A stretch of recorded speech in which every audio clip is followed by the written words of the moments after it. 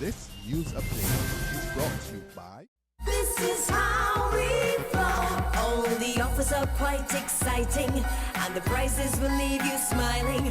Everybody's got a cheerful glow. Get the new Samsung J5 plus 1 gig free data starting at just $345.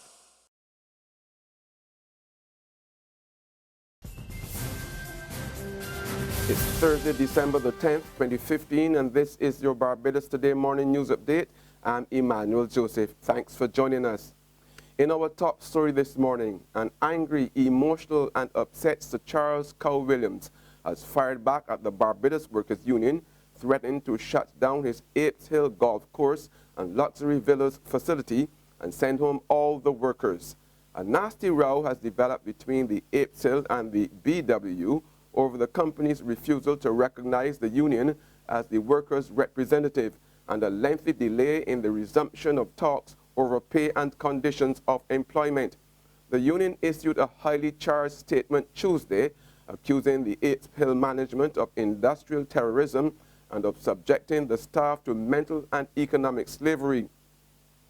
Now, Sir Charles yesterday unleashed his fury on the union and the employees in an equally fiery interview with Barbados Today, during which he made reference to workers rising from slavery and described some of them as ingrates and laggards. He also said that he was hurt by the entire episode. Let me tell you something. I'm ready to shut it down and take home all 400 people that are working up there. Ready. It is a ban on me. It is a ban. I've taken my personal money and put it in there to just to see how it goes. It should have won 4 of 40 such developments from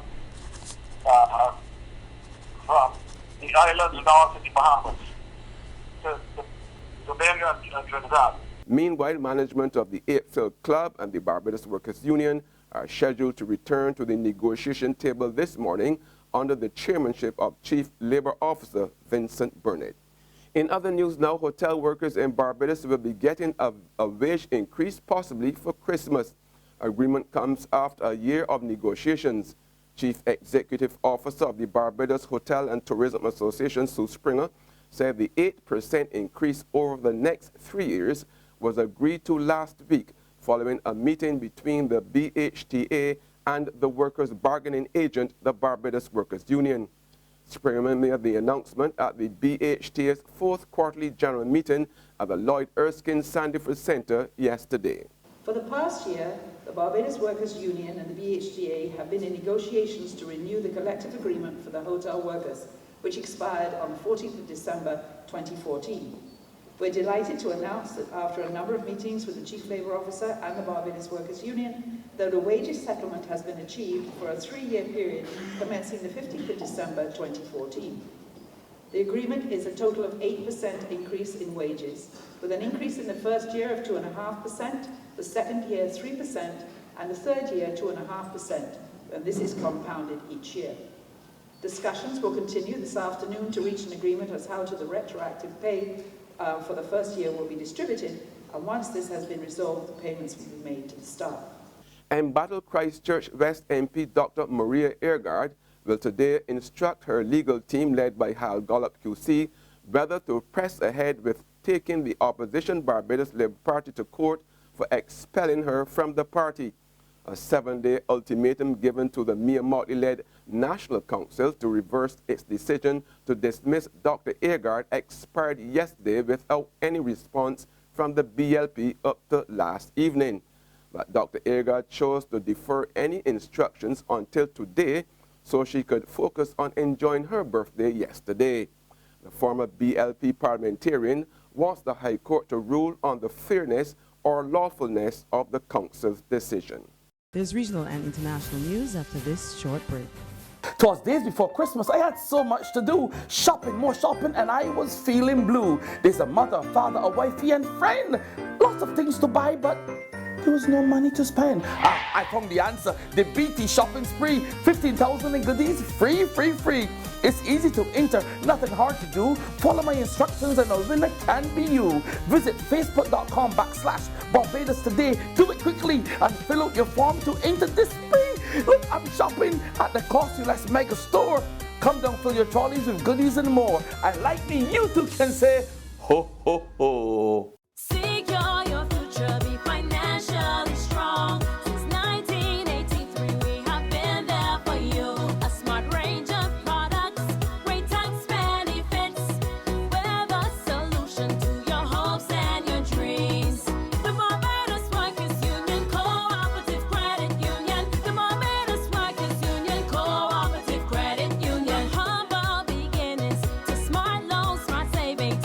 Save smart and borrow smarter, that's the move for me. Stability, prosperity, we're the solution to your hopes and your dreams. The Barbados Workers Union Cooperative Credit Union. The Barbados Workers Union Cooperative Credit Union. Welcome back with news from our regional neighbors now. The Unity Labour Party, ULP, in St. Vincent and the Grenadines last night retained the government for an unprecedented fourth consecutive term.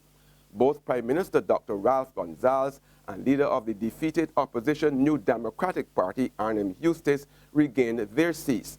The final seat count in the 50-member parliament was the ULP 8 and the NDP 7. Pollster Peter Wickham noted that the seats which were won by the ULP's candidates, they received the same number of votes as in 2010 or with a slight improvement. In more regional news, police in Guyana believe they may have stumbled onto a major lead linking the arrests of a Defense Force soldier and 3 others with a spate of other crimes across the country. The soldier and his partners in crime are charged with weapons possession. More in this Capital News report. Even as the GDF Lance Corporal Aaron Eastman faces the court, he could be in more hot water as the police widen their investigations into the incident that resulted in his arrest along with others. Speaking to reporters today, Commander of A Division Clifton Aiken said the police investigators are digging as deep as they can to get information from the 4 men arrested. Because there's no sense we rush to take them to court for one offense when we can get them in 2 or 3 offenses.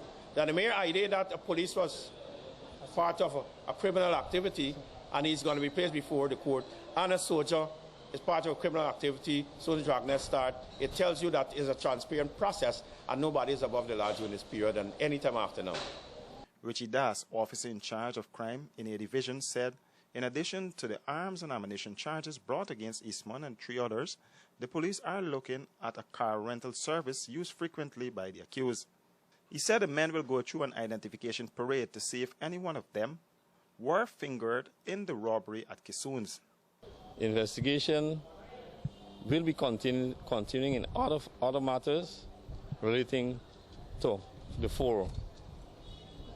I think we will solve a lot of crime with the safe 4 because some of the pattern that we used was used in other crime. To the big story on the international scene now, the British Parliament could soon be considering a petition calling for controversial Republican presidential frontrunner Donald Trump to be banned from entering the UK over what is termed hate speeches. Trump's claim that parts of London are so radicalized that the police are afraid for their lives was wrongly condemned by the British politicians of all sorts. At the same time, there has been a surge of signatures on a British Parliament's petition page calling for him to be banned from entering the UK. The petition attracted more than 100,000 signatures in about a day, making it eligible to be considered for debate in Parliament. Now, up to last night, the number of signatures has surpassed 250,000 and climbing. Any petition more than 100,000 signatures is automatically considered for debate in Parliament. Meanwhile, Donald Trump has said he will never leave the 2016 race despite increasing calls for him to step aside. He told the Washington Post he will not step aside no matter what. The White House has said Trump was disqualified from running after he said the U.S. should ban Muslims from entering the country. His comments in the wake of a deadly terror attack in California drew global condemnation. And on that note, we end our Barbados Today morning news update. However, you can join us again this afternoon Until then, remember to log on to www.barbadostoday.bb, subscribe to our e-paper, email updates, or like us on Facebook. You can also catch us on Izumi Media in bus terminals or screenplay at supermarkets and gas stations near you. Also tune into channel 101 on Flow TV and Mix 96.9 FM to get all the latest news and sports. I'm Emmanuel Joseph. Have a fantastic day.